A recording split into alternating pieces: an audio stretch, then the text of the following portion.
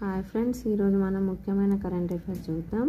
ఐక్యరాజ్యసమితి అనుబంధ సంస్థ అయిన UNDP, United Nations Development Programme, ఇది మానవాభివృద్ధి సూచీని విడుదల చేస్తుంది. ఇది 2023కు సంబంధించిన డేటా రిలీజ్ చేసింది.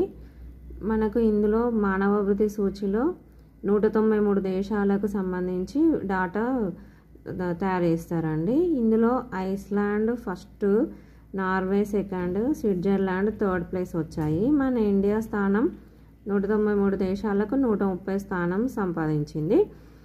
గత ఏడాది మనము 133వ ర్యాంకు, అంటే 2 స్థానాలు మెరుగుపరిచింది. ఈ మానవాభివృద్ధి సూచీని విద్య, ఆయుర్దాయం మరియు జీవన ప్రమాణం 3 అంశాల ఆధారంగా చేస్తుంది. మనది ఆయుర్దాయం ఎంత ఉందంటే 72 సంవత్సరాలుగా ఉంది. సగటు విద్య సంవత్సరాల అంచనానేమో 12.95 ఉంది.